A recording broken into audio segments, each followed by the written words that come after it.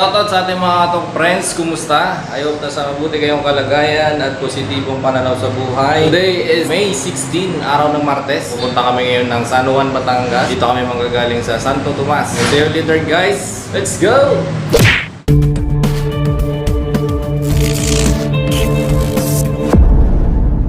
So yun guys, alis na kami dahil dumating na yung service. Hindi kasama si Alex, may iwan sila rito. Gagawin sila sa Consuelo. So kami lang magkasama ni Foreman George at ni Gerald Miranda. Ano yung mga paraphernalia na dadali namin doon. Papalitan lang.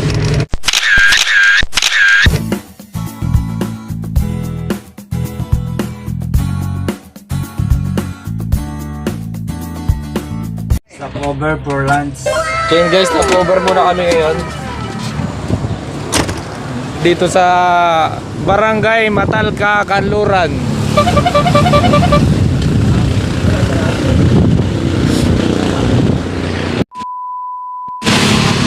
Yun guys, sa wakas nakarating na rin kami rito sa Lols Bank.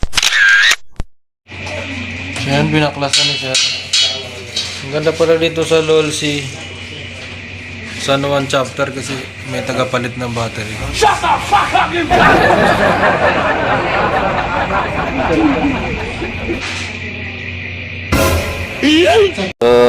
dito, pinatingnan ng manager yung push button ng alarm kasi nga last time daw nilipat nila tong push button tapos nung tinesting nila pag disarm ng alarm hindi na nawawala yung ilaw ng lamp indicator na number 7.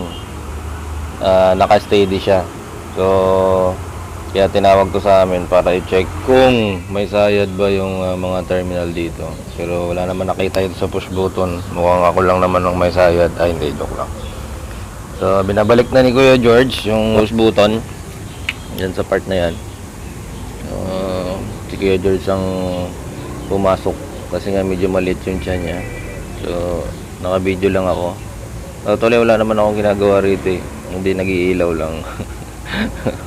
Kasi tatlo nga kami dito. Pero tinesting ko rin na ikabit at ipasok dun sa terminal ng push button. Pero mukhang ayaw niya makinig sa akin. Hindi ko masilip maigi at hindi ako makayuko dahil nga malaki ang tiyan ko, naiipit yung betlog ko. Hindi, joke lang. So yan, ginabalik ko. Ayaw din. So dito napapasok si Gerald Miranda kasi siya yung medyo slim body, slim bubog, payatin.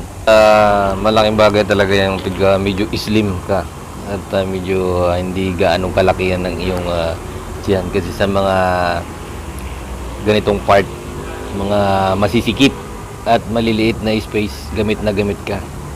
So tinawag ko na nga si Gerald Miranda rito at para maikasa na to at makalipat kami sa ibang push button at sa iba pang pwede naming tingnan kung ano yung may sayad para matapos na yung trouble ng lamp indicator na ayaw umalis. Star Gerald to the rescue, ang payati na pugi na maasahan na pinakamasipag at maagang pumasok. Ayan, tinitesting na ni Gerald. So medyo nahirapan din siya sa umpisa at kinuha niya ngayon yung cellphone ko. Ayan, dinakot. Ilaw ko nga. Ipasok. Ayan. Hindi nga maano eh. Yan, ipapasok yun eh. Ah. Yun. Ay, hindi nakabaon. Ayan na, Ako nagalaw na. Wala na. nag-alert siya. Hindi nakabaon. Susihan na lang. Ah, ma'am, papa. Susi sa loob. Ang tawag doon yung Oo. Hindi ko siguro. Hindi, abangan mo yung pula pa. Sige. Bigay mo lang yung pula. Kabit ko na. Nakalubog. Hindi, susiyan ko nga. Para... So pinuntahan namin yung box ng alarm. Tinignan namin yung zoning. Baka merong mga nakadikit doon ng mga terminal. So merong ang nakadikit kaya hindi nawawala yung ilaw doon sa number 7. So natapos na kami rito, all good. So may mga video tayo na kulang hindi natin napakita kasi baka ma-compromise ang safety ng bangko. So yan lang naman ginawa namin, yung alarm system. So uwi na.